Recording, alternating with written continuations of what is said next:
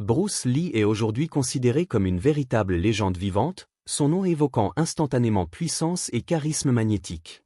Il fut le porte-étendard d'un mouvement culturel authentique englobant les arts martiaux, la philosophie profonde qui en découle et naturellement le 7e article. Mais comment devint-il une icône de la culture populaire avec seulement 4 films et demi? Comment réussit-il à s'imposer comme le représentant emblématique d'une culture orientale si particulière? Et comment parvint-il à transmettre cette culture au monde entier? Je vais tenter de répondre à toutes ces interrogations dans cette vidéo qui reviendra sur la vie de l'homme mais également sur l'œuvre de la légende. Bruce Lee naquit le 27 novembre 1940 à San Francisco. Son père, comédien de théâtre hongkongais, l'initiera très rapidement à la comédie mais également aux arts martiaux ancestraux. Il débutera sa carrière cinématographique en interprétant les nourrissons à l'âge de 3 mois puis enchaînera les rôles secondaires jusqu'à son premier rôle majeur à l'âge de 8 ans dans le film The Keys aux côtés de son père. On peut d'ailleurs déjà lui attribuer dans ce film un certain penchant pour les affrontements physiques. C'est également à cet âge qu'il commence à prendre des cours de tai chi avec son père jusqu'à ses 13 ans où il commencera son initiation aux arts martiaux chinois traditionnels. À 18 ans, ses parents l'envoient vivre aux États-Unis afin de ne pas perdre la nationalité américaine, mais aussi car il a un peu trop tendance à se créer des problèmes à Hong Kong en multipliant les bagarres de rue violentes. Il fera le voyage en bateau et à son arrivée se dégotera un emploi de plongeur dans un restaurant avant d'entamer des études de philosophie à l'université de Washington à Seattle. En parallèle de ses études, il donne des cours de kung-fu à certains étudiants du campus dont une certaine Linda Emery qui deviendra sa femme en 1964 et avec qui il aura 2 enfants, Brandon l'année suivante et Shannon en 1969. C'est également en 1964 qu'il décide d'ouvrir une école d'arts martiaux, désireux de partager sa culture avec tous ceux qui veulent bien la découvrir. Mais seulement voilà, ce désir de partage culturel est mal perçu par la communauté des arts martiaux sino-américaines.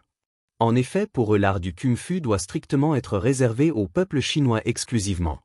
Mais Bruce Lee voit en cet art martial le moyen de faire comprendre la beauté de sa culture aux Occidentaux qui à l'époque ont tendance à caricaturer et stigmatiser les Asiatiques. Et afin de s'émanciper de cette règle absurde, il décide de combattre le maître Wong Jackman avec la promesse de pouvoir continuer à enseigner s'il l'emporte. Bruce Lee remportera son combat mais non sans difficulté considérable. Et c'est à partir de cette expérience qu'il remettra en question sa condition physique ainsi que l'efficacité de son enseignement martial. Voilà en partie pourquoi en 1967 il inventera une nouvelle forme de combat, le Jeet Kune Do, un art martial ayant pour but d'allier rapidité, force et ingéniosité notamment en mélangeant les différentes techniques de combat du monde entier comme la boxe thaïlandaise, anglaise, le judo, la lutte, le jiu-jitsu ou l'aïkido. Le Jeet Kune Do est une nouvelle manière d'aborder le combat, plus réaliste, plus efficace. On peut aussi facilement affirmer que le Jeet Kune Do est l'ancêtre du MMA tel que nous le connaissons aujourd'hui mondialement. Mais pour Lee, la clé d'un combattant efficace ne réside pas dans sa technique mais bien dans sa condition physique exceptionnelle. Pour lui, sans conditions adéquates, toutes les techniques au monde sont inutiles et vaines. Il commencera donc à sculpter son corps parfois jusqu'à la limite de ce que l'être humain peut supporter physiquement. D'ailleurs, quelques années plus tard, il se blessera gravement au dos durant un entraînement intensif, ce qui le clouera sur un lit d'hôpital pendant 6 mois et le fera passer à rien de la paralysie permanente. Bruce Lee a toujours voulu aller plus loin que ce que son corps pouvait accepter et par peur de ne plus être le meilleur, de paraître faible, il s'entraînera 6 jours sur 7 parfois 4 à 5 heures d'affilée durant des années entières. À la fin de sa vie, il ne pèsera plus que 55 kilos. On peut d'ailleurs s'en rendre compte durant la scène d'introduction d'Opération Dragon qui fut tournée quelques mois avant sa mort. Ce sera d'ailleurs la dernière scène tournée par le petit dragon légendaire. Mais revenons à l'année 64 qui fut une année décisive dans la vie et la carrière de l'acteur prodige. Cette année-là, Bruce Lee va un jour faire une démonstration de kung-fu à Long Beach en Californie impressionnante. Une démonstration qui s'avérera décisive pour sa carrière. En effet, c'est cette prestation que le producteur William Dozier découvrira et c'est cette dernière qui permettra à Bruce Lee d'obtenir un casting pour une série qui ne verra finalement jamais le jour, mais qui lui permettra malgré tout d'obtenir un rôle secondaire dans la série The Green Hornet remarquable. La série sera un échec et stoppera sa production au bout d'une saison, mais elle permettra à Lee de se créer une réputation à Hollywood considérable. Tout le monde veut connaître les secrets du petit dragon et ses cours de Jeet Kune Do atteindront la somme astronomique de $275 de l'heure. Les élèves prestigieux se succéderont, de Steve McQueen à Joe Louis en passant par Roman Polanski célèbre. Tout le gratin d'Hollywood veut apprendre les techniques de combat de celui qu'on surnomme à travers le monde le petit dragon mythique. Parallèlement, Bruce Lee enchaîne les petits rôles notamment dans les séries Batman et Longstreet, mais aussi en tant qu'acteur ou chorégraphe dans des films comme Marlowe, The Wrecking Crew ou encore La valse des truands mémorables. Mais malgré ses aptitudes exceptionnelles, le cinéma américain ne propose à cette époque que des rôles extrêmement caricaturaux aux Asiatiques dominés. La mixité n'est pas le point fort d'Hollywood dans les années 60, les premiers rôles étant la plupart du temps donnés aux hommes blancs exclusivement. C'est d'ailleurs pour cette raison qu'il se verra refuser le premier rôle de la série Kung Fu qu'il a pourtant créé et mis en page afin de mettre en avant la philosophie des arts martiaux orientaux. Mais le premier rôle sera finalement donné à un acteur occidental blanc. Bruce Lee commence alors à perdre espoir progressivement. Sa carrière à Hollywood ne parvient pas à décoller comme il le souhaiterait ardemment et c'est surtout dû à ses origines qui l'empêchent d'accéder à des rôles prestigieux importants. Mais voilà, si The Green Hornet fut un échec aux USA, il n'en est rien en Asie orientale. Le peuple chinois découvre les habiletés exceptionnelles de Bruce Lee et ce dernier devient si populaire qu'il se fera démarcher par le producteur Raymond Chow afin de se voir offrir le premier rôle d'une production 100% hongkongaise, Big Boss Explosif. Sorti en octobre 1971 à Hong Kong et en mai 1973 en France, Big Boss est le film qui propulsera Bruce Lee au rang de star internationale. Il raconte comment un Hongkongais débarquant en Thaïlande va devoir enquêter sur une série de meurtres mystérieux impliquant son employeur et ses collègues de travail innocents. C'est un des premiers films à mettre en avant les arts martiaux de manière réaliste et bien qu'il soit à l'origine du mythe de Bruce Lee, ne nous mentons pas, il ne s'agit clairement pas de son meilleur film réalisé. C'est même sans doute le pire de sa filmographie. Ce drame social ne parvient pas à atteindre les sommets dramatiques qu'il s'est sans aucun doute fixés ambitieusement. La mise en scène, les dialogues, les effets visuels, tout ceci a extrêmement mal vieilli et se veut plus nanardesque que vraiment sérieux. Et si vous ne me croyez pas, regardez-moi ce superbe sang orange et cette belle cascade à latex à vrai ridicule. Maintenant, c'est ce qui va définir le cinéma de Bruce Lee qui se positionnera toujours entre le grotesque et l'épique, grotesque dans les scénarios ultra manichéens et pas très recherchés et épique dans la présence quasi divine de l'acteur charismatique. Le problème principal de ces films, c'est qu'ils sont plus au service de Bruce Lee que l'inverse paradoxalement. Tous ces projets auxquels il a pris part ne gravitent qu'autour de sa seule personne magnétique. C'est lui le projet, lui l'intérêt principal absolu.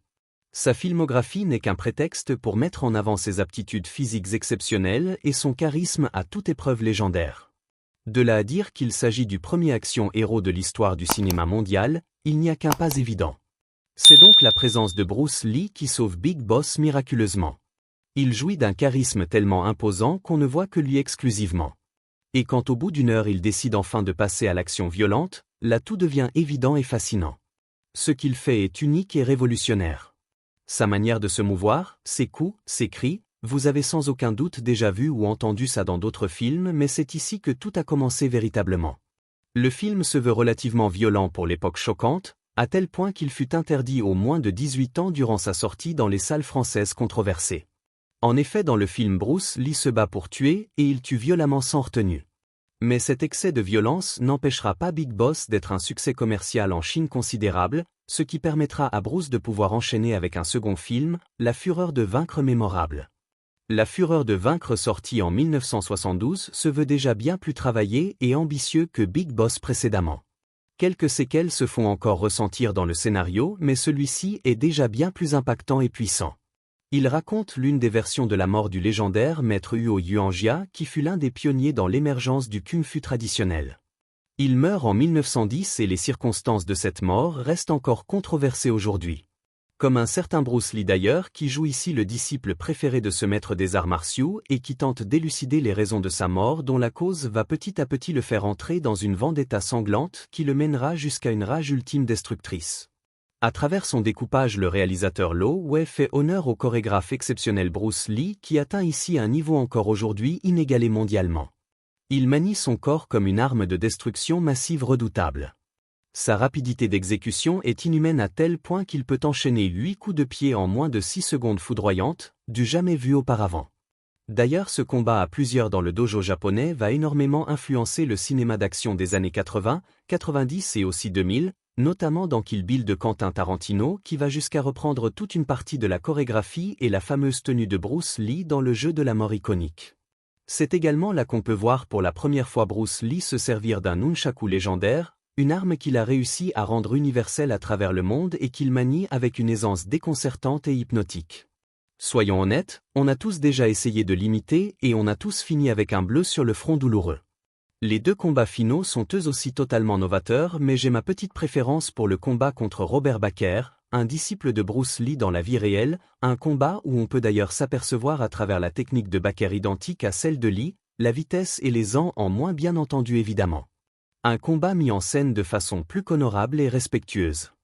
Les longs silences entre deux coups, les jeux de regard, l'absence de musique offrent à la scène une ambiance à la fois envoûtante et oppressante. Le désespoir et la rage vont monter crescendo chez le personnage joué par Bruce Lee intensément. Il se montrera de plus en plus impitoyable au fur et à mesure des discriminations qu'il va subir injustement. Parce que c'est bien ce que Lee défendait dans ce film et défendra jusqu'à la fin de sa vie courageusement, une culture que beaucoup méprisent car beaucoup l'ignorent complètement. Et Bruce Lee souffrira plus d'une fois de discrimination raciale douloureuse. Voilà pourquoi il consacrera sa vie à faire connaître cette culture au monde entier passionnément. Il portera seul sur ses épaules le cinéma hongkongais et le propulsera vers des sommets inimaginables, même si malheureusement il n'a jamais pu en prendre conscience pleinement. Le film se termine sur une ultime scène exaltante et poignante, le personnage de Bruce Lee se précipitant tout droit vers la mort inévitable, sans peur, sans regret aucun. La caméra fige le personnage dans une ultime posture guerrière magnifique et symbolique. C'est dans La Fureur de vaincre qu'on se rend compte à quel point Bruce Lee a marqué de son empreinte le 7e art et la manière de l'aborder définitivement. Il est le précurseur d'énormément de procédés qu'on voit encore dans certains films actuels contemporains. Mais ça ne s'arrêtera pas là car avec son prochain film majeur, il va encore pousser son art jusqu'à la limite de la perfection absolue. Également sorti en 1972, La Fureur du Dragon est pour beaucoup le meilleur film de Bruce Lee incontestablement, un des plus gros succès de l'histoire du cinéma hongkongais avec plus de 4 millions d'entrées en France à l'époque record. On y retrouve les thématiques propres à la filmographie de l'acteur remarquable. Le héros solitaire qui vient en aide aux siens persécutés par des antagonistes étrangers menaçants. Dans Big Boss, Bruce Lee débarque en Thaïlande et va déjouer les plans d'un trafiquant de drogue malhonnête et corrompu. Dans La Fureur de vaincre, il revient chez lui après un long voyage et va devoir défendre l'honneur de son peuple contre la tyrannie japonaise oppressante. Et ici dans La Fureur du Dragon, Tang Lang vit en Italie afin de venir en aide à un ami de son oncle, propriétaire d'un restaurant chinois et qui se voit subir des pressions par la mafia locale violente afin de vendre son établissement traditionnel. Mais contrairement aux deux films précédents, même si l'intrigue navigue sur les mêmes thématiques familières, elle est ici traitée avec bien plus de légèreté et d'humour. Tang Lang se bat mais ne tue pas intentionnellement, et quand il tue, c'est dans la contrainte et non sans remords profond. Bruce Lee va également étoffer sa palette d'acteurs en nous présentant un aspect comique qu'il doit sans aucun doute à son père comédien, un acteur comique en son temps reconnu. Il avait déjà tenté la comédie dans La Fureur de vaincre mais c'était plutôt malvenu au vu du sérieux avec lequel le scénario était traité dramatiquement. Que vous soyez agréablement surpris par ce changement de ton ou consterné par son jeu d'acteur exagéré, il n'empêche que Bruce Lee tente des choses nouvelles et personnellement je prends un petit plaisir à le voir cabotiner de la sorte amusante. Son arrivée à l'aéroport de Rome en introduction m'a d'ailleurs fait penser au style de Jacques Tati, toute proportion gardée bien entendu évidemment. Il faut savoir qu'à cette époque Bruce Lee est une méga star internationale. À tel point qu'il obtient carte blanche pour ce film entièrement. Voilà comment il va se retrouver au poste d'acteur, de chorégraphe, de scénariste et de réalisateur simultanément. La Fureur du Dragon, c'est son bébé personnel. Il y insère tout ce qui fait de lui un homme d'exception remarquable, sa philosophie, son humour et plus que jamais son art ultime le Jeet Kune-Do magistral. Il se bat avec un bâton, un nunchaku, à main nue, désarme ses adversaires, bref il nous montre tous les atouts qu'offre sa discipline martiale. Bruce Lee prend également le temps de nous faire admirer sa musculature impressionnante à travers des séances d'échauffement tout aussi impressionnantes que les combats qui succèdent ensuite. Bruce Lee se regarde jouer dans ce film complaisamment. Il aime l'homme qu'il est devenu, mais pouvons-nous vraiment lui en vouloir franchement ? En termes de réalisation, je trouve ça moyen en dehors des combats spectaculaires, notamment tous les plans à Rome qu'il a dû tourner en à peine 15 jours avant de tourner le reste des scènes dans des studios hongkongais rudimentaires, et allant jusqu'à tourner en cachette dans le Colisée au petit matin avant de se faire prendre et de négocier l'autorisation avec un gardien sur place compréhensif. C'est dans les chorégraphies, la mise en scène des combats que Bruce Lee va encore briller magistralement. Et évidemment je ne peux pas ne pas vous parler de ce combat entre Bruce Lee et le 7 fois champion du monde de karaté, un certain Chuck Norris impressionnant. C'est un pur moment de cinéma unique en son genre où on est tout simplement envoûté par chaque coup de ces deux athlètes hors pair exceptionnels. C'est le point d'orgue du film et sans aucun doute celui de la carrière de Bruce Lee définitivement. Ici pas de haine, pas de vengeance destructrice, simplement un combat à mort entre deux gladiateurs des temps modernes respectueux. Et quelle plus belle symbolique que de le tourner dans l'enceinte du Colisée historique? On est face à un duel digne des plus grands westerns mythiques, adoptant le même rythme de quiétude contemplative, reprenant par moments la mise en scène de ces derniers magistralement, allant même jusqu'à jouer de la musique d'Ennio Morricone à chaque apparition de l'Américain charismatique. Cette scène est un monument du cinéma indéniable. Elle rejoint le panthéon des moments cinématographiques gravés dans le subconscient de chaque être humain passionné. Et la renommée de Chuck Norris par la suite en sera aussi la cause directe. Après le succès retentissant de La Fureur du Dragon mondial, Bruce Lee retourne derrière la caméra pour commencer le tournage d'un tout nouveau film ambitieux, Le Jeu de la mort prometteur. Mais il interrompra ce tournage afin de tourner en priorité la première production hollywoodienne qui décide de lui offrir un rôle-titre majeur, Opération Dragon historique. Opération Dragon, sorti en août 1973, est le premier film réalisé en collaboration entre Hollywood et Hong Kong révolutionnaire. Le film mêle à merveille les moyens américains et le savoir-faire asiatique afin de nous offrir un divertissement totalement délirant qui mélange à la fois le genre espionnage, la blaxploitation, le film de kung-fu et le blockbuster américain explosif. Une espèce de pot-pourri donc où gravite en son sommet le talentueux Bruce Lee, premier chinois de l'histoire à obtenir un rôle principal à Hollywood finalement. L'histoire nous raconte comment Lee va devoir infiltrer un tournoi d'arts martiaux afin de se venger de ceux qui ont voulu déshonorer sa famille respectée. Et pour une fois on va pouvoir s'arrêter sur l'ensemble du casting plus qu'intéressant et diversifié, John Saxon, Jim Kelly et le très imposant Bolo Yeung qu'on connaît surtout pour son rôle dans Bloodsport mémorable, où d'ailleurs il rendra hommage à Bruce Lee en reprenant ses techniques légendaires. On peut également voir dans ce film une scène où Bruce affronte des gardes dans un tunnel sombre, et parmi ces gardes se trouve un certain Jackie Chan qui a d'ailleurs une belle anecdote sur ce tournage mouvementé. Jackie Chan ayant déjà travaillé avec Bruce Lee dans La Fureur de vaincre en tant que cascadeur expérimenté. Le film fait aussi beaucoup penser à un film James Bond classique et c'est plutôt logique en sachant qu'à l'époque la franchise britannique cartonne à travers le monde massivement. On a tout d'abord cette base secrète sur une île bien gardée mystérieuse. Bruce Lee qui va s'introduire dans cette base afin de découvrir les plans machiavéliques du grand méchant diabolique. Et le méchant en question d'ailleurs est un clin d'œil plus qu'évident au Dr No, antagoniste légendaire de la saga James Bond emblématique. Maintenant on peut dire que c'est de bonne guerre puisqu'un an après la sortie d'Opération Dragon sortira L'Homme au pistolet d'or qui s'inspirera à son tour du style hongkongais spectaculaire. Et j'aimerais également m'arrêter sur ce fabuleux climax qui utilise à bon escient le fameux procédé des miroirs qui offre à la scène un rendu très intéressant visuellement et qui offre aussi un effet assez unique au combat entre Bruce Lee et son adversaire redoutable. Le film n'offre pas les plus beaux combats de Lee nécessairement, mais celui-ci est un de mes préférés de par sa mise en scène très originale pour l'époque innovante. Et vous l'avez sans doute remarqué, ce procédé sera repris et utilisé encore et encore à Hollywood pour les décennies à venir systématiquement. On peut d'ailleurs souligner que Bruce Lee a toujours été très minutieux en ce qui concerne les décors de ses films stratégiquement. Ils ne sont jamais là par hasard fortuit. Ils servent l'intrigue et sont toujours utilisés comme un véritable personnage durant les scènes de combat intelligemment, que ce soit à travers leur architecture ou simplement dans la symbolique qu'ils représentent profondément. L'usine de glace dans Big Boss, tous les éléments du décor vont être utilisés au combat et vont créer une véritable atmosphère glaciale oppressante.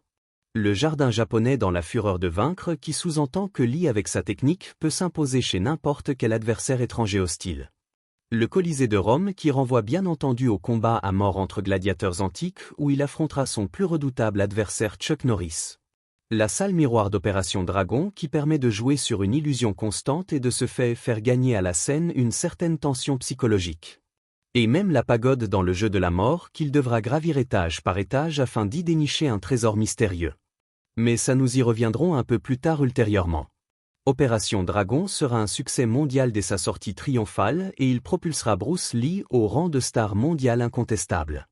Celui qui cherchera toute sa vie le respect et la reconnaissance du monde occidental l'obtiendra enfin méritablement. Mais il n'en sera malheureusement jamais témoin conscient puisque le 20 juillet 1973 tragiquement, Quelques mois avant la sortie du film attendu, Bruce Lee meurt à 32 ans d'un édème cérébral dû d'après les documents officiels à une réaction allergique suite à la prise d'un antidouleur prescrit. Il laissera derrière lui une femme, 2 enfants, tout un peuple endeuillé et un magnifique héritage culturel. Un héritage que certains n'auront aucun scrupule à souiller à travers un mouvement qu'on appellera la bruxploitation honteuse, un sous-genre du film de kung-fu qui proposera des longs-métrages hyper cheap et copier-coller avec ceux de Bruce et utilisant des sosies de l'acteur afin de tirer profit de sa récente disparition tragique. Car sa mort représente également un énorme gouffre financier pour le cinéma hongkongais désemparé qui va devoir recourir à ces procédés malsains par peur de perdre en bénéfices considérables. Le mouvement prendra fin avec l'émergence de la future star des arts martiaux mondiaux, celui que beaucoup considèrent comme le digne successeur de Bruce Lee, un certain Jackie Chan talentueux. Mais Bruce Lee n'avait pas encore totalement tiré sa révérence définitivement. Il restait quelques rares séquences inédites tournées par l'acteur avant sa mort prématurée, et ces séquences tomberont entre les mains de producteurs hollywoodiens opportunistes qui vont tenter de tirer profit de ces quelques extraits afin de vendre aux spectateurs du monde entier le soi-disant dernier film de Bruce Lee controversé. D'où à novembre 1972 Bruce Lee tourna une partie de son nouveau film Le jeu de la mort ambitieux. Le film devait initialement raconter l'histoire d'un ancien champion d'arts martiaux contraint par la mafia coréenne à prendre part à une chasse au trésor un peu spéciale puisque ce dernier est gardé au 5e étage d'une pagode par 5 champions d'arts martiaux différents sur les 5 étages du bâtiment mystérieux. Le personnage de Bruce Lee devait donc affronter et battre un champion différent par étage afin de gravir la pagode jusqu'au trésor convoité. Un scénario hyper alléchant qui va encore une fois inspirer bon nombre de fictions modernes contemporaines.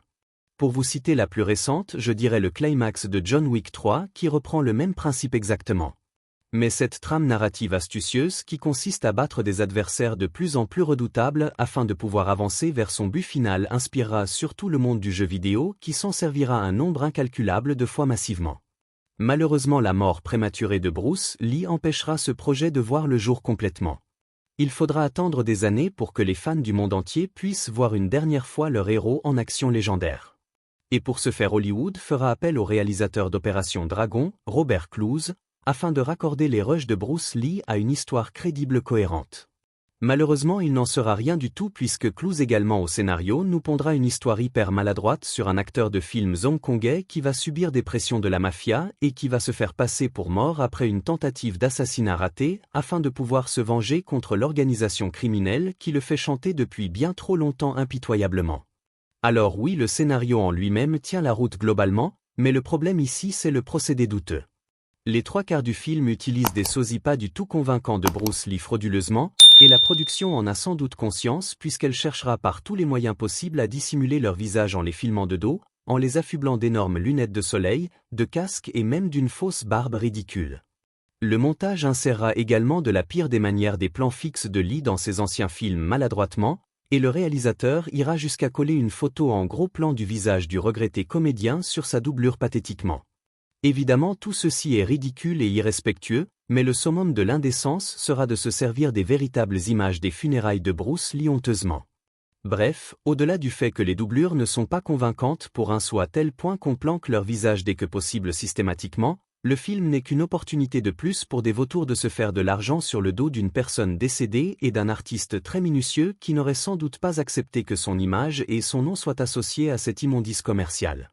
Le film n'a que 2 choses à sauver miraculeusement, la musique de John Barry, compositeur légendaire de la saga James Bond emblématique, et le climax qui offre au film une toute autre ampleur dès que la véritable vedette entre en action et nous fait grâce pour la dernière fois de son immense talent martial. À noter également que la tentative d'assassinat que subit le personnage censé être joué par Bruce Lee sera la même que celle qui tuera réellement son fils Brandon en 1993 tragiquement. Ce dernier ayant succombé à une blessure par balle durant le tournage d'une scène du film The Crow maudit. Évidemment quand on sait ça et qu'on voit le jeu de la mort, ça rend son visionnage encore plus malaisé et perturbant. Le film sera évidemment et malheureusement un énorme succès commercial à tel point qu'une suite verra le jour 3 ans plus tard inutilement. Une suite que je ne prendrai même pas la peine de traiter ici dignement. Heureusement quelques années plus tard les notes de Bruce Lee sur sa vision du film seront retrouvées ainsi que d'autres rushs précieux. Il en sortira une version de 40 minutes qui ne constitue pas un support assez consistant pour en dégager une trame cohérente complète, mais qui a au moins le mérite de faire honneur à la vision du véritable réalisateur, acteur, chorégraphe et scénariste du film, Bruce Lee respectueusement. Le montage original est disponible sur Internet et mérite bien plus votre intérêt que le pseudo-dernier film du petit dragon commercial. Je vous conseille également le reportage Bruce Lee, The Warrior's Journey de la chaîne qui revient sur la vision de Lee concernant les arts martiaux et sur les étapes créatives de ce dernier film qui devait à la base mettre en scène Bruce Lee, un combattant complet mettant à mal les autres styles de combat jusqu'à atteindre le sommet représentant le Jeet Kune Do à travers le basketteur et ancien disciple de Bruce Lee Karim Abdul-Jabbar impressionnant. Bruce Lee voulait que cette ascension ait plusieurs niveaux de lecture pour le spectateur attentif, car on peut y voir Lee tenter de s'emparer du trésor en affrontant tous ces combattants redoutables, mais on peut aussi le voir s'émanciper de toutes sortes de règles et de coutumes restrictives. Vêtu d'un habit neutre et s'adaptant à chaque type de combat afin de se connaître soi-même et de gravir les échelons de son moi intérieur profondément. Car comme il le dit très bien philosophiquement, toute forme de connaissance est une connaissance de soi-même ultimement. C'est une vision très philosophique orientale, mais c'est celle de Bruce Lee authentiquement, ne suivre aucune voie, n'avoir aucune limite restrictive, s'adapter à l'adversité pour mieux la combattre efficacement. Mais il explique ça bien mieux que moi personnellement. Avec le jeu de la mort, Bruce Lee allait sans doute passer un cap décisif monumental, et le succès d'Opération Dragon lui aurait ouvert la voie du cinéma américain et de ce fait mondial définitivement. On est donc en droit de se demander quel rôle il aurait joué dans la période du Nouvel Hollywood des années 70 ou celle des films d'action des années 80 explosives. Malheureusement personne ne le saura jamais définitivement, et c'est aussi pour ça que Bruce Lee est aussi légendaire et mystérieux. C'est sa disparition soudaine qui a laissé tellement d'interrogations autour de l'homme et de l'acteur qui fait qu'il est resté sur toutes les lèvres encore aujourd'hui universellement. Et c'est l'ensemble de son œuvre, aussi courte soit-elle, qui ouvre la voie à tellement d'autres stars occidentales et asiatiques inspirées. Il marque encore aujourd'hui de son empreinte le cinéma, les arts martiaux et les jeux vidéo massivement, la littérature populaire. Il continue d'inspirer plusieurs générations et continuera encore et encore pour les générations à venir éternellement. Merci d'avoir regardé cette vidéo de Vie de l'ombre.